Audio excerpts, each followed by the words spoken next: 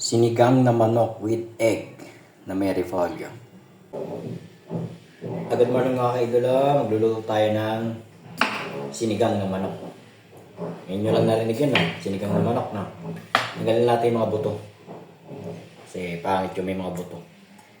Kailangan tatanggalin nyo yung buto ng kamatis. Ayon sa pag-aaral, ito ang nakakasanhin ng appendix. Yun ang sabi nila. Cut lang natin, mga kaidolo. Matalim yung ano natin. Yung knife natin, matalim. Ingat-ingat ng konti. Yan.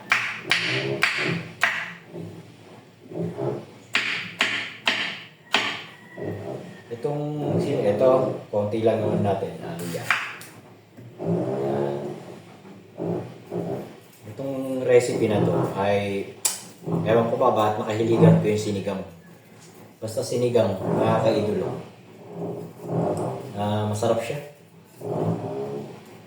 Mas gusto ko siya sa nilaga.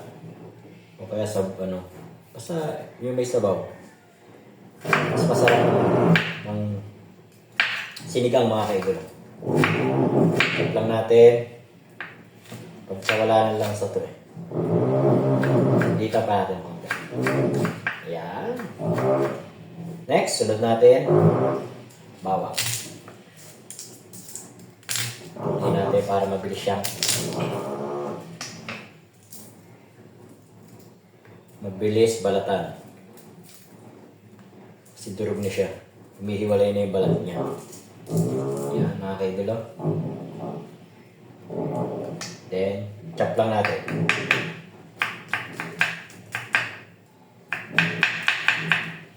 Ngayon lang kayo nakarinig na sinigang na manok, no? With repolyo. Tapos, sunod natin itong repolyo. Ito, tanggalin natin. Kasi ipapakain natin to sa alaga natin. Mamaya. Yan ang kinakain ng mga ng mga manok. Yan. Mamaya natin chap-chapin. Ngayon na.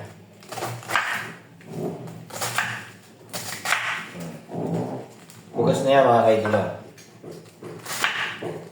Yan lang. Okay. Yan. Then, sala na natin to. Sala natin pagluto. Yan, mga kaidolo. Lagyan na natin ng mantika. Yan. Kaya lang natin uminit, mga kaidolo. Simulan na natin ang ating lulutuin. Unahin natin yung luya. Luya muna, mga kaidolo. Unahin natin brown. Golden brown. Ang mga kaidolo, lalagyan pala natin ng nilagang itlog. Yung sinigang natin, lagyan natin ng nilagang itlog. Masarap siya, mga kaidolo. Try nyo. Hindi naman sa huwag nyo gawin, pero i-try nyo lang. Lagyan nyo ng nilagang itlog.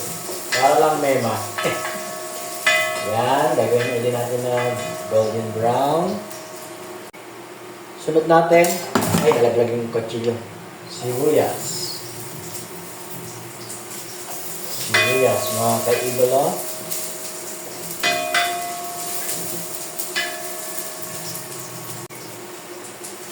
Sunod natin, kamatis. Kamatis. Ano lang natin ng konti. Patasin lang natin yung konti yung kamatis. Lagyan na natin yung manok. Isang kutsa natin sa mga kaidolo. Isang kutsa natin. Yan.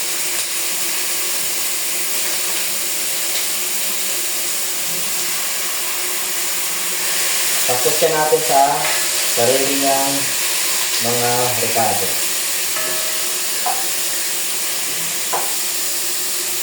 Takpan natin, mga kaidolo. Tingnan natin, mga kaidolo. Ayan po. Kumakatas po siya sa sarili niyang mantika. Ayan po. mga kaidol. Nagiging golden brown siya. Tapos yung kapas ng mga sangkot siya, masisiksik na niya. Kaya masarap po siya mga kaidol. Takpan ulit natin mga kaidol.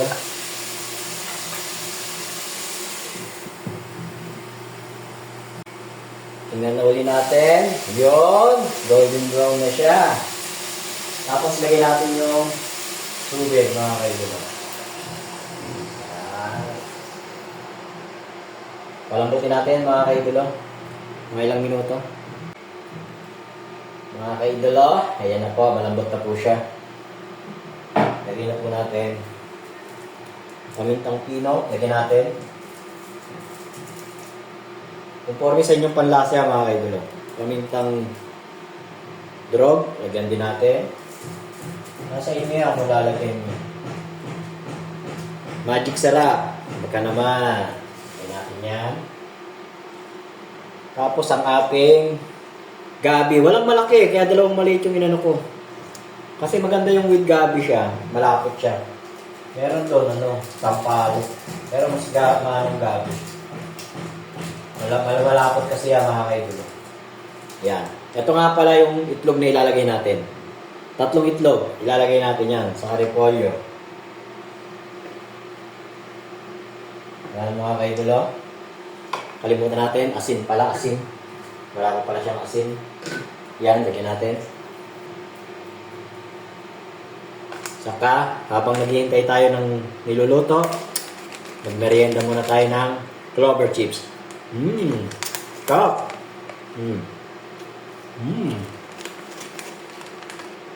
Murang-mura lang, clover chips. Ilagay na natin tong itlog, mga kaidol. Ano lang dyan, nasa inyo kung lalagay nyo ng itlog.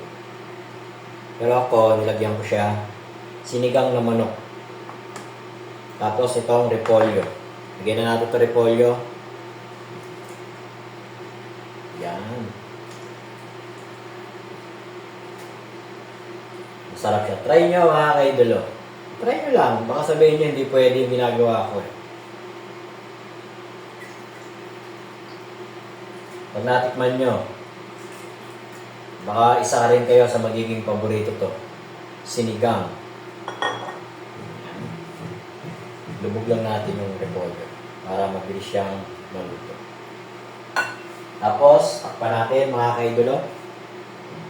Hintayin lang natin na maluto. Mag-clover chips muna tayo mga kaidolo. Tikman na natin mga kaidolo. Kung anong lasa.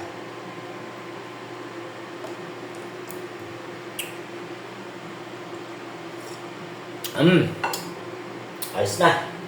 Ayos na mga kaidolo. Ayan po.